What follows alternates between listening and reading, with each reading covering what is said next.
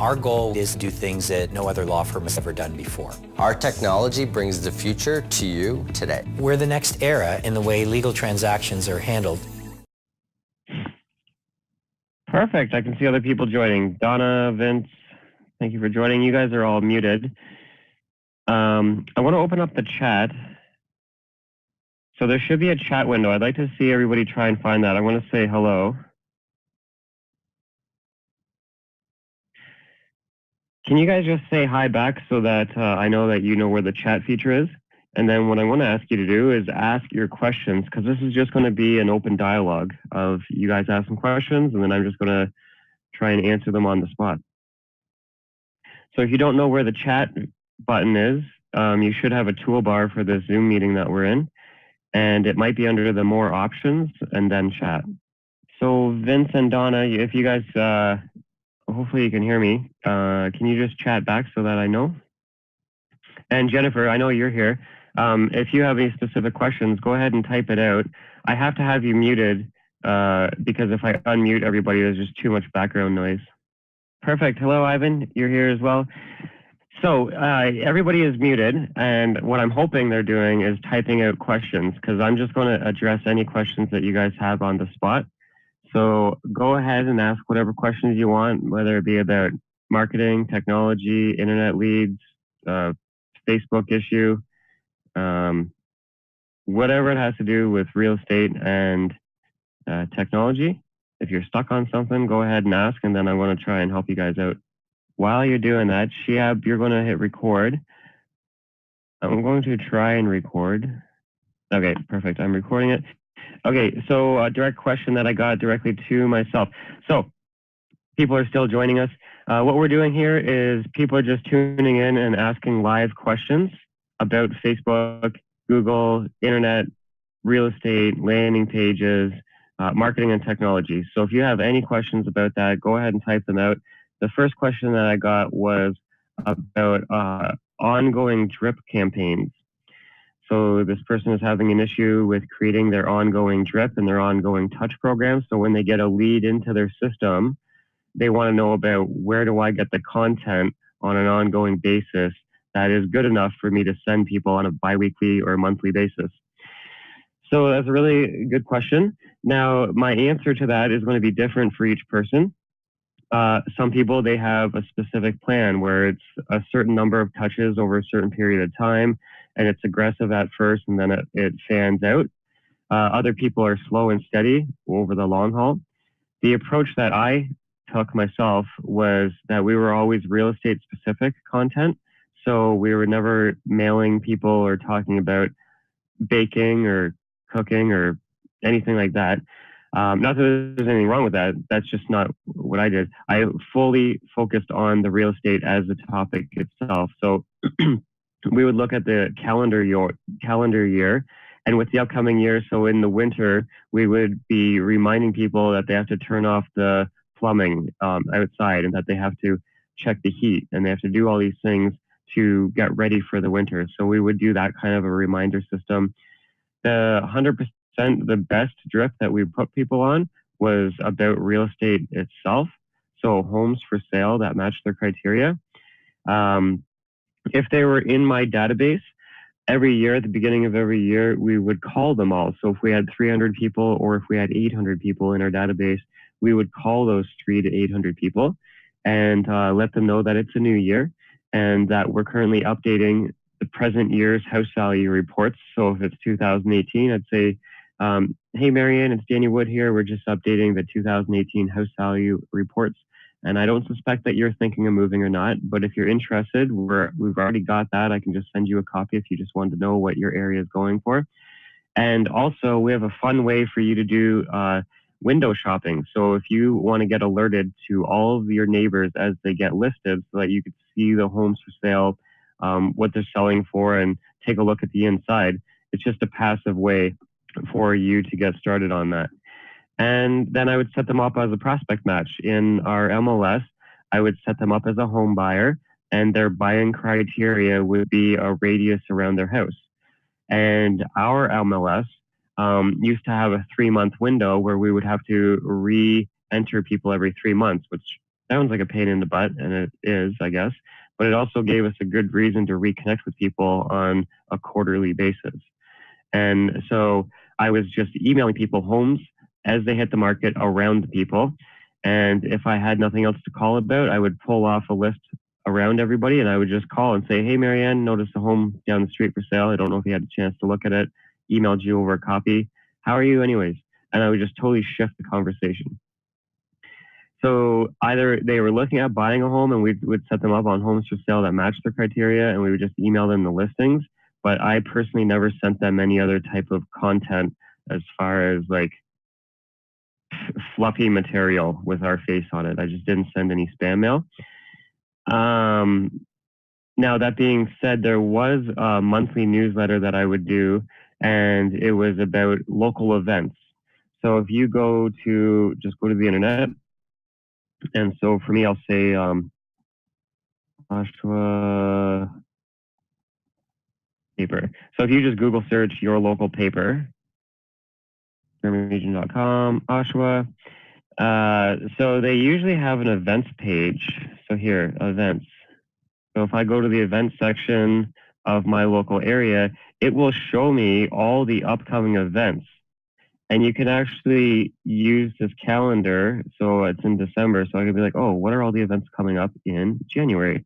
And it's going to show me all the events in January. And I would do an email including letting everybody know what the upcoming events are locally in our community. So that was always fresh, ongoing, free content that was share-worthy, local, and relevant. So that was my source of content for that. So between the two of them, that's the type of content that we sent out. I don't know if that answered that question. I hope it did. Let me go back to see if there's any other questions. Oh, you guys don't have any questions typed out yet. Okay, so go ahead and ask anything you want. Are you guys stuck on something? Marketing relating, real estate related? Type it in the chat feature, and then I'm here to just help you live on the spot. So, oh, here's a big one. Okay, we have a home buyer event in January. It's going to be a drop-in with industry vendors on site. The idea is to have one place where people can come to get all of their questions answered about the home buying process. We already have the wheels in motion to promote the event, but what would you suggest for additional efforts in promoting the event as well as lead capture? Okay, awesome. That is a fun topic for sure. Well, so I would rally the other vendors together to leverage their database. So I would put together some sort of pre-typed email and give it to them so that they can email it to their database. I would do their marketing. I would create a Facebook post for them, email them the photo and the description, because the more you do for them, the more they'll actually do. If they have to create all of that themselves, they just drag their feet. They don't know how to write. They just don't do it because of time, whatever. So I would pre-create all of the marketing material for those people who are there. Depending on how many vendors you have at the booth, at the show, say you have like 6 different people, then maybe you have a stamp system where they have to get a passport stamped by each person, and then they get a draw at the end to win like an iPad or something. And that will force them to go talk to each of the vendors, which is really important. So that's another way of getting people in communication. Capturing people's contact information at the event. One of the easiest is to say that it's recorded, and then you send them video of it. So if you can record it at the event itself, and then actually even better, if you could, depending on how long it is, you could Facebook Live it. That way people virtually can tune in, and then you could re-leverage that video in the future. At the very worst case scenario, record it locally with a camera, and then that way you have the raw file and you can do something with that later. Post it everywhere. You can post it on Facebook for free as an event. You could post it on Eventbrite. So I don't know if you've ever heard of Eventbrite. Let me go to it. Eventbrite.com or eventbrite.ca, depending on your country. And it is Yep, this is it. So it's a free place for you to run events. And what's cool about it is that other people actually find these events. You could even try Meetup, meetup.com.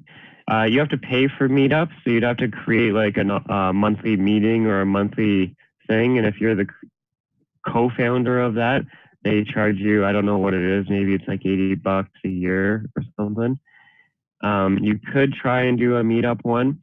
And the thing with the Meetup is once you did the first one and you had it recorded, you could just keep driving people to the recording. That way you didn't have to keep doing the live event, and then you would capture their contact information. I don't know if that gave you any insight or helped you out. I think it would, but check out Eventbrite. We used to do, so same thing for real estate events, teaching people about buying and investing in real estate. I would do Facebook ads targeting people, driving them to the Eventbrite page. And we would do that on a bi-weekly or monthly basis. And I would change up the topic. So it would be about either home buying, home selling, or real estate investing. And we also had a power of sale tour where we would actually meet up and drive around looking at power of sales. And I would drive the registrations through Eventbrite. The reason why I did it through Eventbrite is because it actually looks like an event, because it is. And people are more up to registering on this than they would be on my real estate website, for example. Can you question, and Jennifer, go deeper on that too if you want. I want to move on to the next question, but if you still want me to go back, ask me more questions about that, because I think I might have given you some more ideas. So another question here in a different direction says, can you talk about Google Analytics and the Facebook Pixel? How do we set it up, and should we use both, or is it better to use one over the other?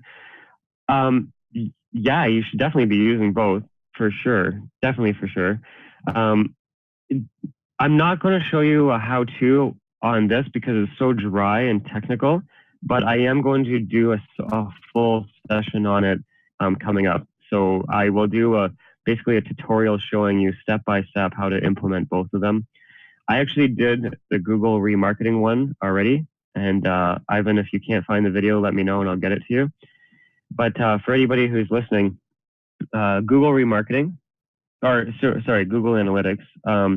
Google Analytics is code that you can add to your website that basically shows you the traffic of where it's coming from. So any paid advertising that you're doing, hold on one second.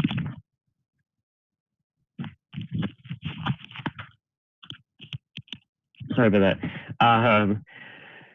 Google Analytics basically shows you where traffic is coming from. The Facebook Pixel is something that you know when you go to a website and when you leave that website, you all of a sudden start seeing advertising by that company, product or service.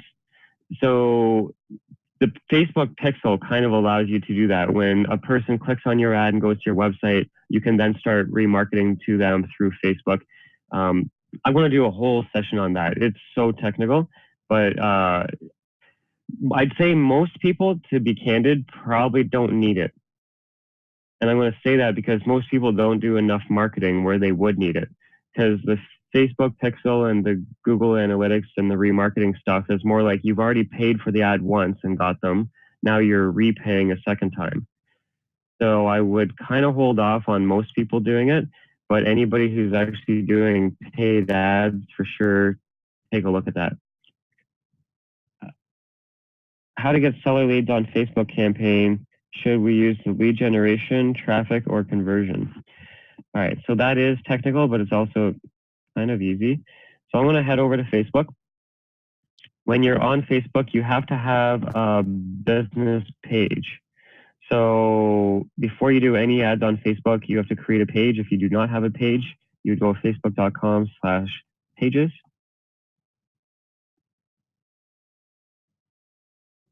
It will come up with a page that looks like this, and on the top right, you'll see create a page, and you can create your page. If you already have a page, which most of you do, you click this little drop-down arrow, and then you'll do create ads.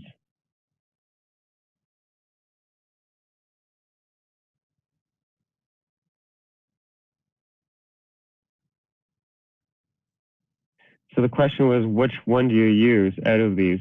I would use lead generation is the one that I would use.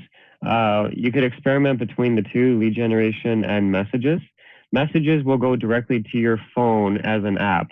So if you get a lead and they start chatting with you, it'll go to your phone just like Facebook Messenger would. So I like that one if you're actually going to be attentive and responding to people. A lot of people aren't, and so therefore the Facebook messages may not be the best fit for a lot of people. Lead generation, hands down, is the cheapest way of doing it. The other option is traffic. So you can drive people to a landing page, which is kind of the universal way I tell most people to do it because it's easier. Because a lot of people already have their website, a lot of people already have landing pages made. Now, when you send traffic away from Facebook, it's a higher cost. If you can keep them on Facebook, it's a lower cost. So because of that, I like the lead generation option. Now, the lead generation option is a little harder to set up. Here, let's set up a fake one for now. I'm going to do lead generation. I'll call it lead generation test. Oh, I have to do my other account.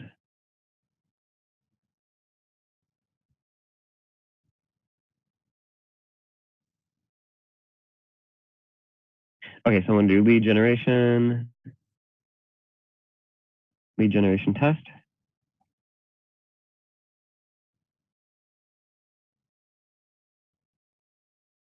You have to choose which business page you're promoting from. So if you have multiple pages, there'll be a drop down like I have here. It's already got my page selected, so that's what I want to do. But you would just want to make sure you have the proper page selected. Then over to the right, you see the potential audience. So this is how many people that we're potentially targeting. And it's such a high number because right now it's targeting everybody in the United States. So if I want to be a little more accurate, I could actually type in, let me just zoom into some random place in states. Albuquerque. So you can actually type in Albuquerque and it would pop up, or I could drop a pin on the area that I want to target. And depending on the radius, so right now it's 500,000 people. So I'll keep it at that number for now, but you might want to change it from 10 miles to a larger radius, or you might want to make it just the current city only. Anyways, I'm going to have it set at what it is. Because we're targeting sellers, I don't want to target everybody in this location. I want to target the people who actually live in this location. And as I do that, we'll see I just removed 90,000 people. Because we're targeting sellers, I know people are buying homes when they're younger, like mid-20s, but I actually want people who have equity in their home and to sell. So I want them being at least 35. So now we're down to 220,000 people. So for me personally, it's unfortunate that I only speak English. So because of that, I wouldn't be able to convert anybody else over the phone. So I'm just going to target people who speak English because that's who I can talk to. And then there's detailed targeting.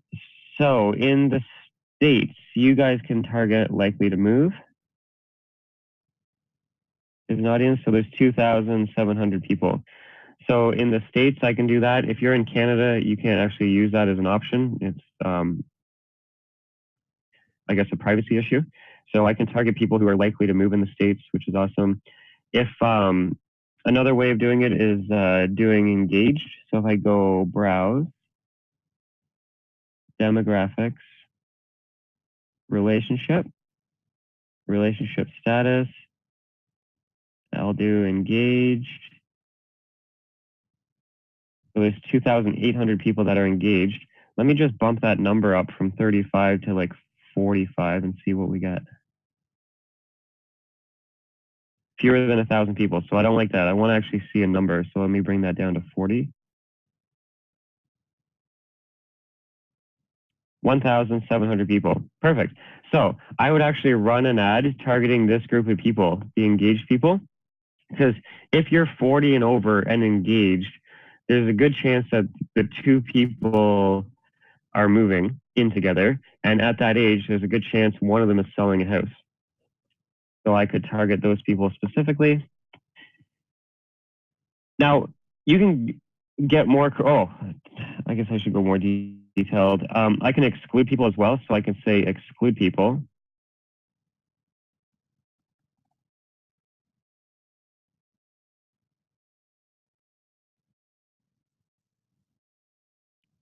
So I could exclude all the people labeled as a real estate associate, real estate manager, real estate broker. So I would type them all out.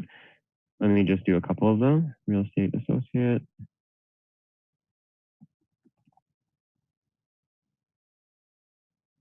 And what I'm looking for over on the right is job title. So real estate manager.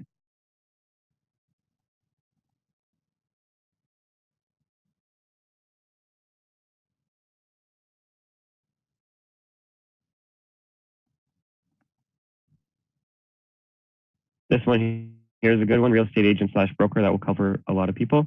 And then you can also target people who are interested in real estate specific things like Mike Ferry. And Brian Buffini.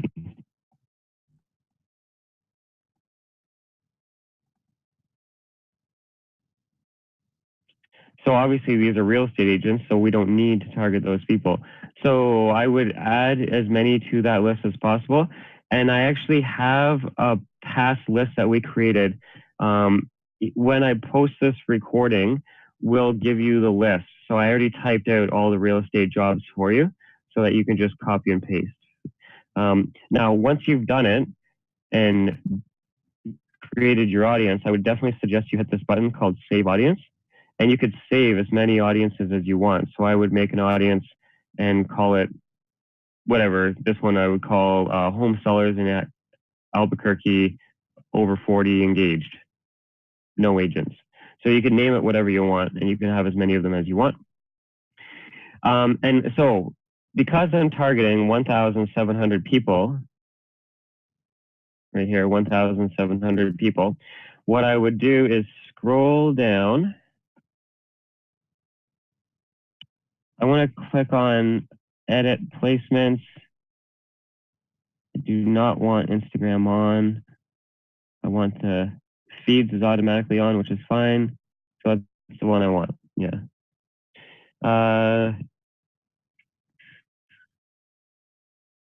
That's weird. Normally all of these are selected. So like if Instagram was already turned on, I would turn it off. So I would just have it, basically all I want is the feeds, and it's already defaulted to being on. Now, I'm targeting 1,700 people. So it's apparently December 21st today.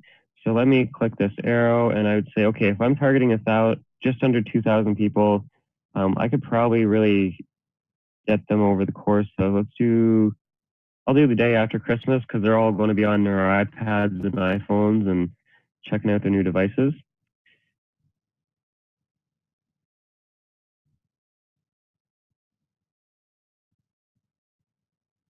And I just need to change the time to be a future date. There we go. Okay, so what would a good budget be? Minimum budget is $5 a day. That's the minimum of what you could do. And see how I just said $5? It's actually telling me I'm too cheap that I got to bump that up to $6. And now I don't have the warning. But say I am super cheap and I'm like, no, I want $5. That's my budget. So I can change it back to the 5 and it's going to give me the warning symbol again. And to get rid of that, all I have to do is just change the date back by 1 day and that should clear it up. So there, that's one way of doing it. Now, because I'm targeting 1,700 people, it's telling me that I am going to spend, let me do a daily budget. The more the better. So $5 a day is the minimum budget. I was actually set to lifetime budget. So if I was on a lifetime budget, I'd probably spend like $60 for the week. But the more, the better. So sometimes if it's not working for you, the actual answer is to spend more money, which is a risky thing if you don't know what you're doing. So that's why I like doing testing. So I'll do one campaign targeting just the people who are engaged. I'll do another campaign targeting just the people who are likely to move. I'll do another campaign for people whose friends recently moved. You can target people like that. So I would create different campaigns and then just focus on the ones that are winning and then increase the budgets higher. So, I mean, for me, really, I would put this probably at $100 for the lifetime, and I would let it run till the 25th. So for the next 4 or 5 days, would let that run. Before I move forward, I think there's another question. Oh, I think I just answered Bobby. Yeah, the lifetime budget is not $6. Lifetime budget, really, my lifetime budgets kind of range from $60 to $300, depending on the length of time and the audience size. As a daily budget, the minimum is $5 a day. In this case, it was $6 for some reason, but usually the minimum is $5. But I'd say start there, but the more the merrier. So if you can do $10 a day, awesome. Facebook really like that.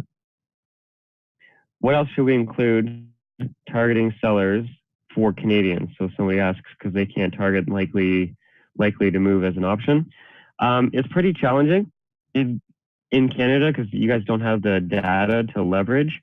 So really, you can just target people based on where they live and if they're engaged or not, if they're divorced or not, if they have kids over a certain age. So you can target people who have kids that are, I don't know the age brackets, but it'll be like 16 to 19, 19 to 21. So you can target people who have ages that are specific age range.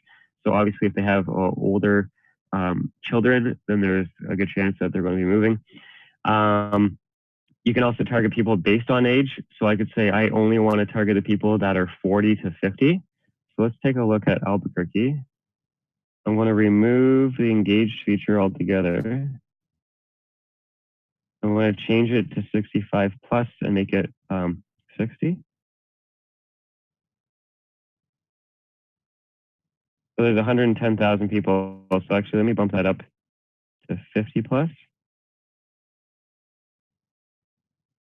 So there's 55,000 people. So I could target one, I'll do women.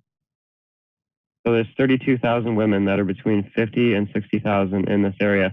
So I could create an ad with a picture of a woman who is that age range, and then have a call to action that talks about like women moving in Albuquerque or men moving in Albuquerque, and I would target them with an image of the same age range of the people that I'm targeting.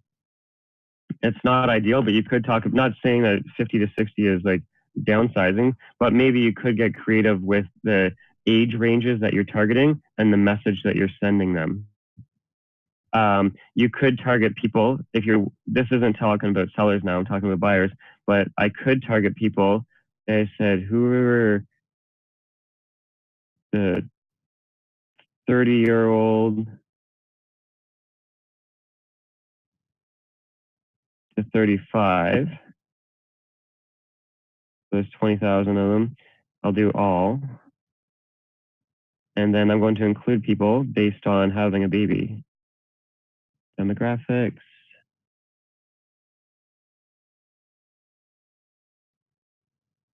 Parents.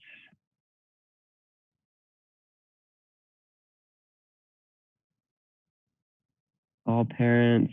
New parents 0 to 12 could be an option. They used to have it expecting, which was really creepy.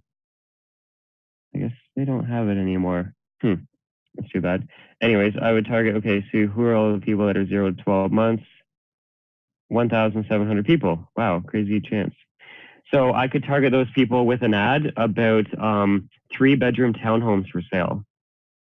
Because, I mean, they have a baby. Maybe they need something that's affordable with 3 bedrooms now. So you could get pretty creative. Every week, I would just pick a different audience, create an ad, and target them.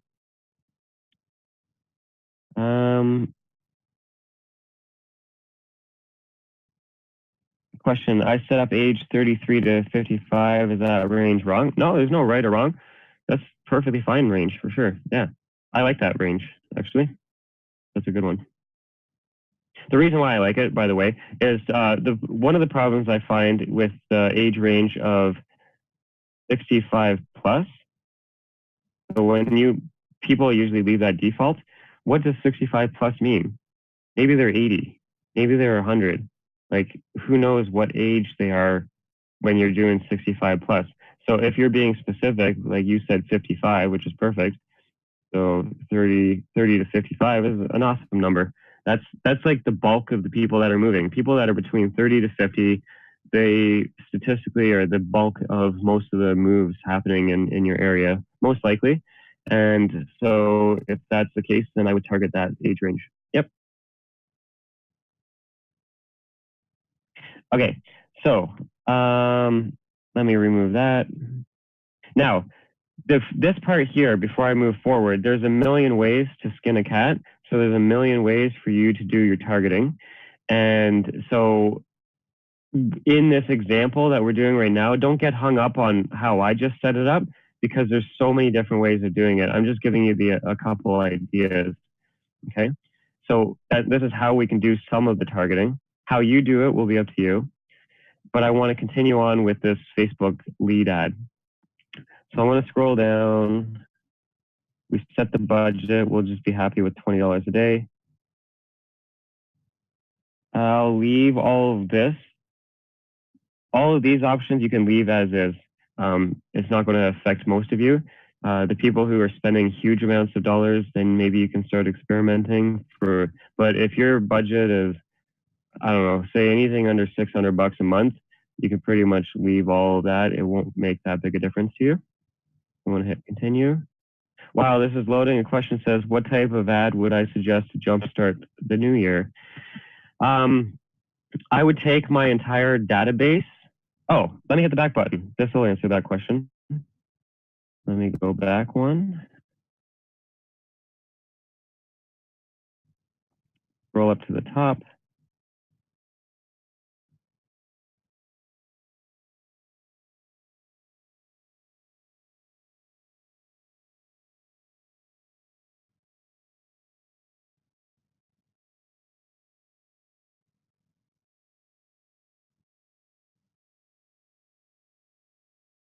So right at the top, it says custom audiences, and then you can click create a new.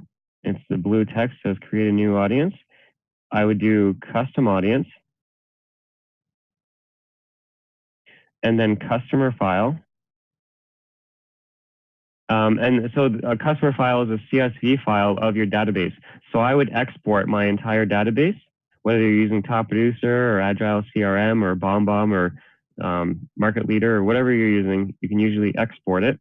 And then I would import my entire database and run an ad on Facebook targeting my database, talking about the new year.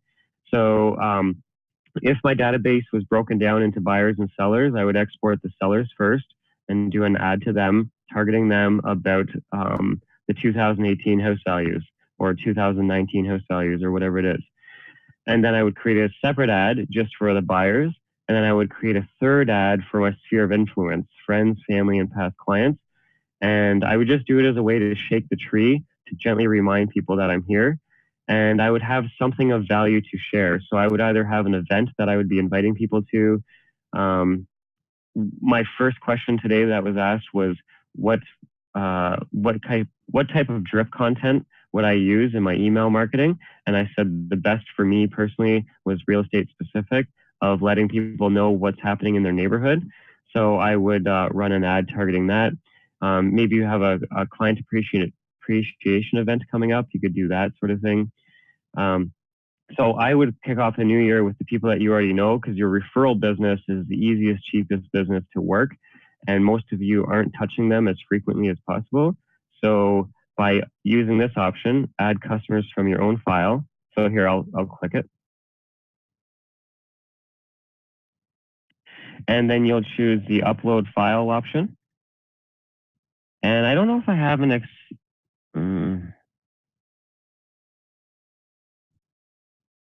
I don't have a sample CSV file, but pretend I had a CSV file. I would click it and hit open.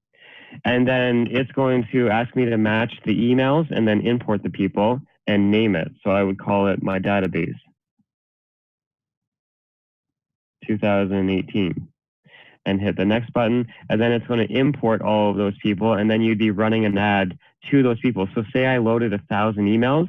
probably 600 of those people actually log into Facebook using that email. So if they use that email as their login, it's not going to email them the ad, but it's going to show it to them on their newsfeed when they're logged in.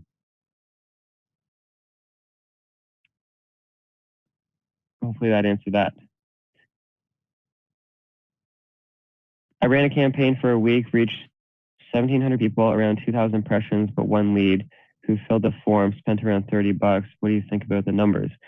I think that's at least twice the amount of average internet lead should cost.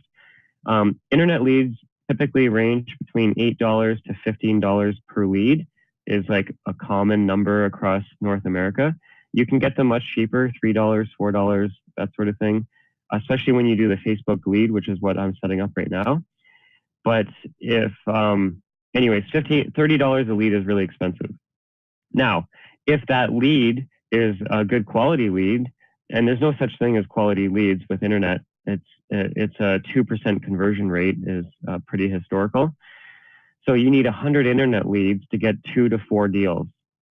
So if you take, I need 100 leads to get 2 deals, and it costs me $30 per lead. You take $30, multiply that by 100, and that will show you how much it costs you to get that closed deal. So that number, depending on your average sale price, may not work out. So $30 a lead is probably about double what the internet lead should be. But it goes up and down. I mean, maybe you tried a message that just didn't resonate, but you got something. So I would definitely take one lead for $30 and pay $60 and get nothing, which I've done plenty of times. Like I've done a lot of marketing that didn't work. So, and don't get too hung up on that one lead if it doesn't pan out, because you need 100 internet leads to get 2 to 4 deals. What do you include in marketing social media plan? Do you have a sample marketing plan? I like to focus on the listings themselves. So for me personally, my marketing plan was based on my quarterly calling program. So every 90 days, I would be calling my database and reconnecting with them about something to do with real estate, or me inviting them to something. I would invite my database to a client appreciation event. I would invite them to a home show. I would invite them to a night out to watch like a sports game at the bar or something, and food and appetizers would be covered. So I was just constantly outreaching to people. So my marketing was always based around that event. Every 90 days, I picked a new event that I would promote, and then every 90 days, I would do my marketing based around that. Now, to the general public, my game plan was simple. It was based on the listings we had. So if we had a brand new listing, we would do just listed, just sold marketing around that address. We would do door knocking. We would do open houses. We would do cold calling. So every open house that we did was an event. It was a week-long event, not weak as in not strong, but week as in like length of time. Over the course of 7 days, it was a 7-day journey. It wasn't, I'm going to wake up on Sunday, go throw out some signs, sit in an empty house, and like fingers crossed. We would do everything we could. We put the signs out the night before if the bylaw allowed you to do that. We would do a Facebook ad targeting just the radius around that home. But then we would also do another Facebook ad targeting all the people in that city who are interested in real estate as an interest. So I would target them as well.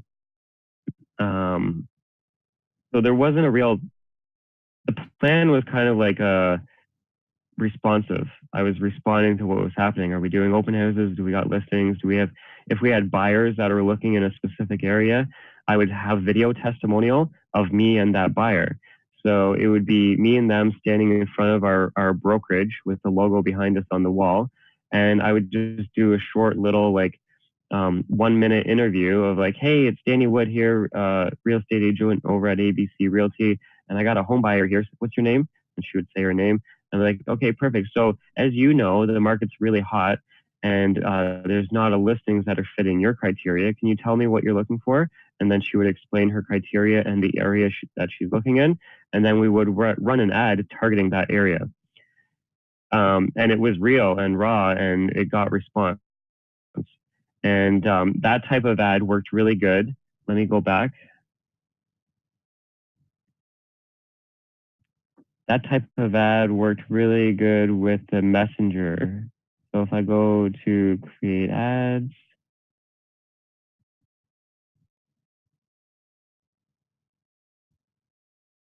this option here, messages. And the reason why I like the message option is because it allowed people to ask questions and engage with you without them giving you name, phone number, and email, which I know that's what you want, but that's not what the consumer wants. So the consumer would have an easier chance of just asking the question and be like, oh yeah, we might have something, or I might know somebody, or what's going on here? You actually have a buyer looking in this area. And so they could freely kick the tire, and then I could freely answer them back. And now we have a dialogue going. So I really liked that option there. Do we split test our ads? Absolutely, we do split test our ads.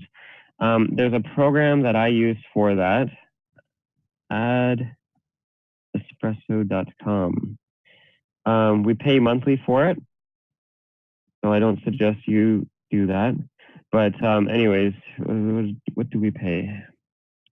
$50 a month. So apparently I'm paying $50 a month for this. And what's cool about Adespresso is that I can create one ad and it will create 2 to 250 split tests automatically. When you do your split test, you would have to actually create all these different ads. But with Adespresso, I can create so many different versions with different images, different call to actions, different buttons, different audiences, different targeting, and you can do it all through Adespresso. It's really, really, if you're doing a lot of Facebook marketing, I would consider looking at Adespresso. It's pretty cool. If you're just doing like posting the ads yourself, yeah, split testing is really important. The type of split testing we did would be the photos. That's basically what we did, was the different photos. Do you suggest Kijiji advertising and Craigslist? So do I suggest classified advertising? 100%. There is a video. Let me go to it. I'm going to post it for you.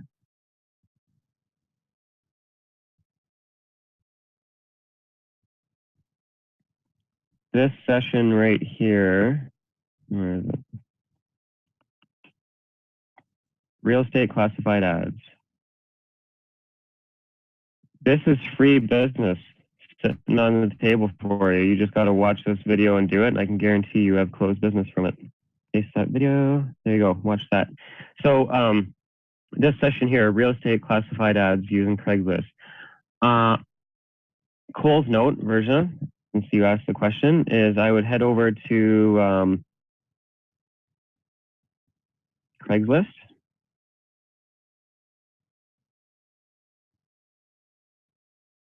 And then I would do housing, real estate for sale.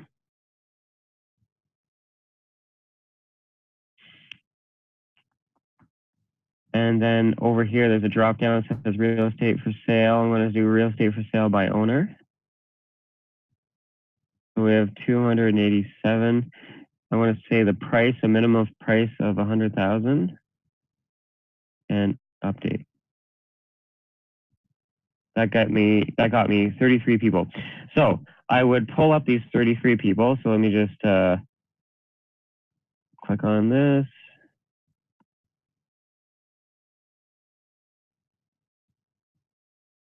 It looks like it's a real estate agent, so I'm going to not call that person. But what I would do is go through each one of these and see, are any of them Ricky, ASAP? Looks pretty legit. So I would call this guy up. His name's Ricky. I'd call up Ricky and say, hey, Ricky, I noticed your home for sale over on Craigslist.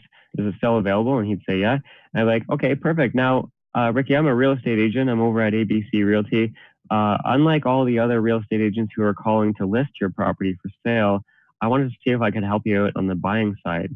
See, as a buyer agent, you don't pay my fees.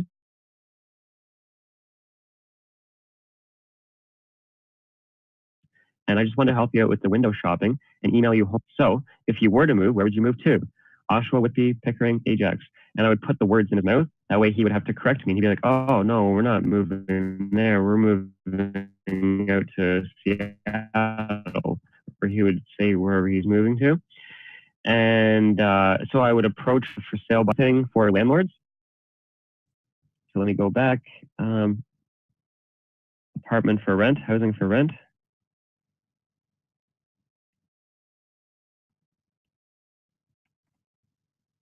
And I don't see any housing for rent. Okay, let's just do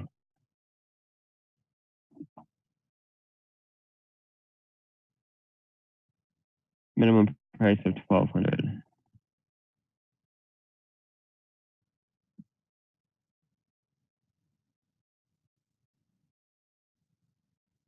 This looks like a good one. All right, cool.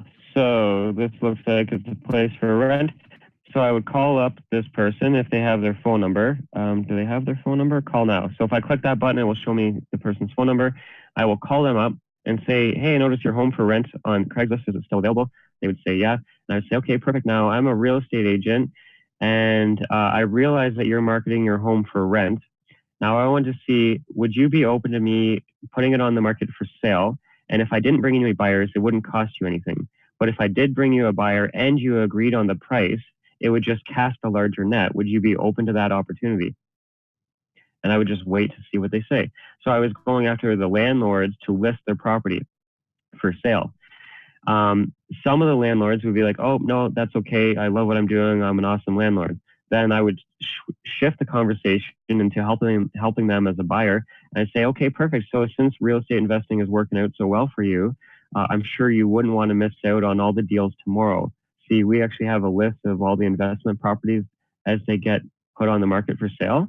And it's a passive way for you to do some information gathering. Can I just like periodically keep you updated on homes for sale that would be good as a rental property?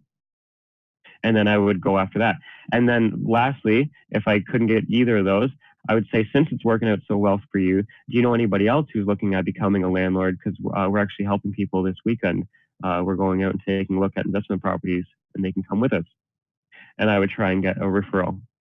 So every day I would use these classified websites to show me these different people that have some sort of interest in real estate, either buying or selling, and then I would call them and just have a real conversation. Thank you. Okay, now, what's the best software or apps to create videos? Good question. Specify what type of videos you want to make, because that is a long-winded answer. To start going, I'll say BrokerageNation.com/bomb. If you go to BrokerageNation.com/bomb, which I'll put in the notes. There you go. This is a 90-day challenge for free that will show you how to leverage BombBomb. And it gives you all your calling scripts and everything to reconnect with your database. So this whole program is free. BombBomb is not free. BombBomb is like 40 or 50 bucks a month or something like that. It allows you to record videos directly from your phone and send it. So if you've ever made a video and tried sharing it, that is like a nightmare. The video is too large of a file to share. The quality is diminished if you actually do end up sharing it. With BombBomb, you can record a video and send it as an email or send it as a text directly from your phone. So he says the type of videos he wants to make is open house videos and market update video. Oh, totally you want BombBomb then. So I would definitely use BombBomb for that, because then you could use those videos on your landing pages. You could do it for Facebook. You could do it through email marketing and send it off to people as well. BombBomb works directly in your Gmail. So when you're replying to people, you could just like copy and paste like a script of like common responses. So when you get an internet lead, you could reply directly through Gmail with a video of you saying, hey, thanks for filling in the form, blah, blah, blah. So definitely take a look at BombBomb. That's the one option. Now, if you're shy and don't want to be on the camera, then the tool that I like is called Snagit. I'm actually going to be doing a webinar on this coming up. I just have to get my new computer because my current computer, which is a $3,000 computer, keeps crashing when I do my webinar with you guys and I do video. So I have to wait until I get my $5,000 computer, which is ridiculous. But anyways, the tool I use is called Snagit, S-N-A-G-I-T. That allows you to record your computer screen. So whatever you're looking at on your screen is recorded. So if I was to close my browser and look at my Word document here, that would be being recorded. If I close my Word document and look at my desktop, which is a little messy, that would be being recorded. So I could record whatever I want on my screen, just like whatever you're looking at on your screen. And it records your voice as well. So I would make videos of like a market update. You could just log into your MLS, hit record, and record the screenshot of like what's happening in the market with all the stats. Or you could do private videos to your own sellers and do it as like a seller feedback and show them, these are the guys that sold around your area. These are the ones that just got listed at $10,000 less than you, blah, blah, blah. So you can actually show them what's happening on the market, and you can show them what's happening with your marketing. So maybe there's been no showings this week. Nobody actually stepped foot into the property, but your marketing efforts actually got them like 1,600 views online or something. You can show them, look, nobody came through this week, but we showed it to 1,600 people online. When 1,600 people look at it and nobody books a showing, that usually reflects price. So I just want to share with you that we are doing the marketing. This is what we've done so far, and this is what's happening in the market. Let's reconnect. So Snagit's really cool. It's a one-time fee. I'm going to copy and paste that link for you. Because if you just Google search Snagit, watch, I want to Google search Snagit. Oops. I want to Google search Snagit. Okay, so the first one, that actually is the one, but not always are they advertising. Sometimes people will, like this, snagit.en/softonic. I would not download from them. That's not the company, but a lot of people are like downloading from these guys and CNET. Like, do not download from any of these people. Download it directly from the company, which is called TechSmith, techsmith.com. So it's this one, Snagit Screen Capture by TechSmith. That allows you to record your computer screen. What about Power Director? What is Power Director? Oh, do you mean Power Editor for Facebook? I'm not sure. Re-specify what you mean by Power Director. If you're thinking about something to do with editing, if you need to edit your videos, by the way, GoPro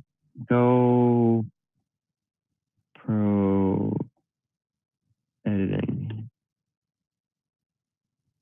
GoPro Studio. That's what it's called, GoPro Studio. So if you Google search GoPro Studio, oh, it's by that company again. You do not. I don't know who this Softonic company is, so I don't trust it. Maybe they are reputable. I don't know, but I would always go directly to the source. So GoPro has software that you could download for free. You don't need a GoPro, and you can edit and splice videos for free. So you could use that for free video editing.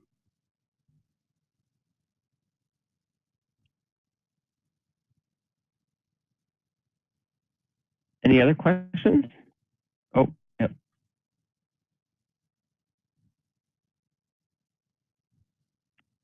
You recently heard about Facebook stories. Can that be used for lead generation? Yeah, but that's more to your own audience, and it can be pretty spammy. So I would be very gentle with that, because the people who see your story. So if I go to Facebook, now I don't control what we're about to look at here. I don't think you can even see it from a desktop.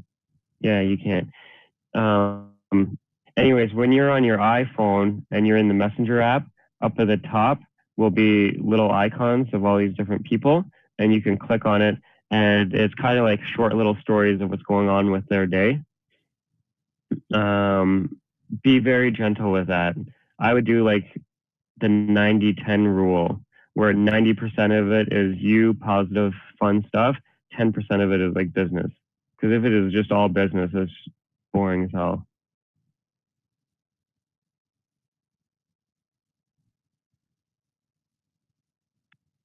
Cool. Okay. So, wow, I'm glad this worked because I'm out in the middle of nowhere using the internet tethered from my phone. And so I think what I want to do is every 90 days, I want to do another Q&A just like this, where you guys just hop on and ask whatever questions you want. And depending on the number of people, I might even open it up so that you can voice chat instead of texting. But anyways, I wanted to keep it light because of internet issue today. But yeah, every 90 days, I want to do this where it's a live Q&A. So after we hang up this call, if you got questions, just reach out to me and I'll keep you posted on the new year with what our upcoming session is going to be all about. So I'm going to end the webinar now. Thank you all. If you're still typing out a question, I'll just hang tight. But for the rest of you that are still here, I appreciate you and I'll let you know when the next session is. Thanks. Hey, if you want to close more real estate transactions, get more buyer leads, and get more seller leads, click this button right here. It'll take you to our real estate group coaching page. Also, if you like this video and want more, you can subscribe by pressing this, or you can check out some of my past videos here. Enjoy!